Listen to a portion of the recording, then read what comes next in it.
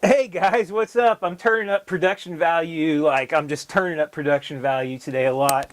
Check this out. I've got a lapel mic. Cable's a little wired. It's all right. Production values here at FPV Mat are skyrocketing. Yeah, I got a wireless lapel mic going to my camera, and this is the most amazing camera. It's like a Canon XA something or other. It's a Canon XA 25, and it's a sweet camera. So, hey, what I want to talk about today is this. This is the Eachine Wizard X220S, and yesterday went out to the school to fly, and I went out there, and it was cold, and I flew one of my other drones the new with the Taranis and the switches. Like, this is my arm switch over here, and this is my mode switch over here. So then I went back to this guy, which has a Frsky receiver built in. I haven't changed receivers yet. And I went back to my Frsky radio, and I'm like, oh, flying around anyway. I forgot where my mode switch was, and I got it in acro mode on accident, and I was just kind of flying it around. Anyway, I crashed into the side of the van. It didn't hurt anything, but it probably could have broke the window because I lost track of what I was doing, and yeah, that was bad. So, okay, so anyway, luckily nothing really broke except for one of these motor guards. And the motor guards, I think they're probably kind of cheesy anyway. So you get a look at there, got a broken motor guard right there. And so far, that's the only thing I see. One of the propellers got a little chewed up. This thing, it's tremendous power. It flies really smooth, I think, because it's got soft-mounted motors, and it just seemed really smooth. F4 flight controller in the air. It was very, very easy to hold and hover in place. It's got a lot of power, and I don't think it's quite configured quite right or set up tuned or anything yet.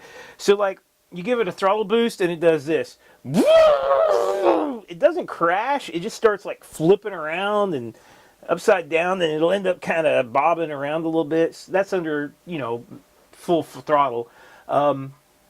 So it could be my endpoints. It just could be a lot of things. I just haven't set it up yet. I haven't configured it. Air mode's not on yet, so in acro, without air mode, you can't, So I've just been flying it around mostly in stability mode. So, okay.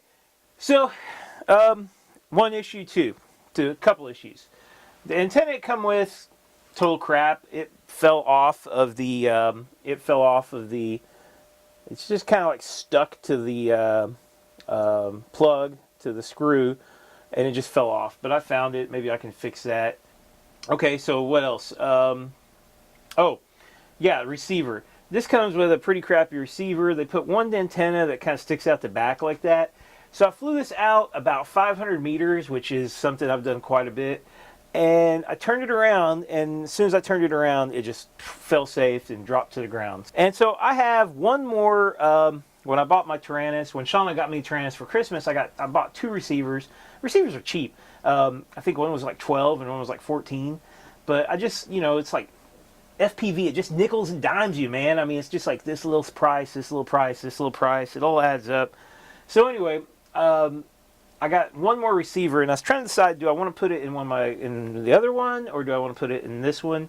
And I think I'm going to go ahead, since this is my newest, most powerful drone quad. I think I'm going to go ahead and put it in here. Plus, I'm going to take it apart anyway. So yeah, one cool thing I already noticed is that it only has 6 screws on the top, so that's going to be pretty nice to take it apart. Oh, and the OSD, I haven't experienced OSD yet. OSD is cool. I'm loving it. Even though it's not totally working right yet, but I think a lot of that's configuration. I think some of the stuff needs to be turned on. Like battery voltage is like, that's what I want. I want to know what my battery voltage is. So, all right, let's take the top off and let's see what's going on in here. So there is the flight stack. You can see they put the VTX on top. So far, every screw I've checked has been pretty loose, so I think the first thing person ought to do is probably just kind of go over one of these when they get it, make sure everything's tightened up. Alright, so there's our flight controller, and you can see here's your signal wires coming in from the 4-in-1. We got a 4-in-1 ESC underneath that. Signal wires come in through here. And it looks like that's the receiver. And that's what I'm going to have to figure out how to move, change, replace with my new Frsky receiver. So, and I just wanted to show you here, I'll zoom in and show you this. This is immaculately soldered. Whoever did this is so much better at me than soldering. I just want you to see, like, man, the perfect little dots of solder. I wish I could learn to be that good. So here's the old receiver. I'm going to have to take this off and attach my new receiver. There's my new XSR receiver for Frsky, and here's the old one, the Frsky receiver that I'm going to replace. You can see it just has 3 wires: ground, positive, negative, and then it was using S bus, I bus, and this one has 5 wires because it does more stuff. Has something called Smart Port, where it can take telemetry and stuff in. And I'm probably not going to mess with that yet because I don't really know. I'm not really going to have anything to send back to my radio. I don't have any sensors, I think. So I don't really think there's a reason for me to do that yet. So I'll probably just hook up the 3 wires. And from the directions here, it looks like I need positive, negative, and then this green one's going to be the actual serial connection for the receiver.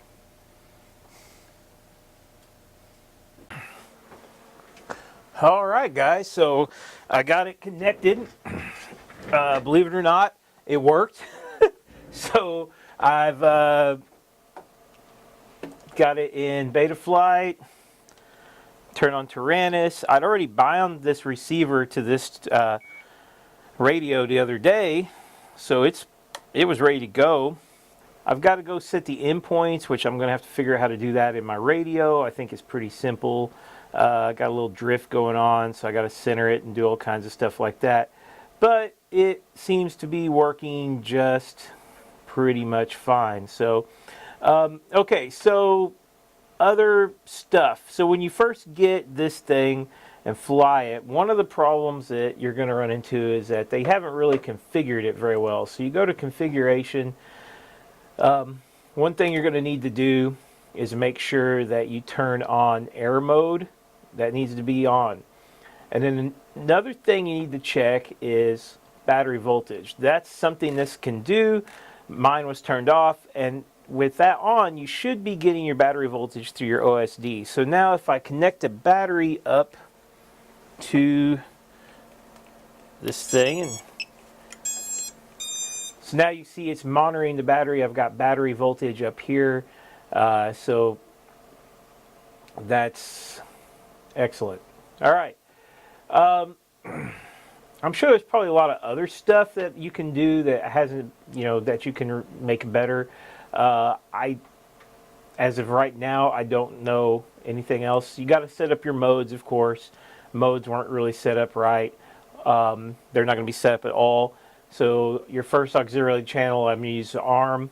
I'm using this switch to ARM, on, off. We'll go out and fly it now. Oh yeah, I got this today. I'm pretty stoked about. So yeah, should be able to get some pretty good video. We're going to take this out to the golf course. It should be a cold enough day where there's no golfers out there, and I should be able to fly it. So let's go out to the golf course.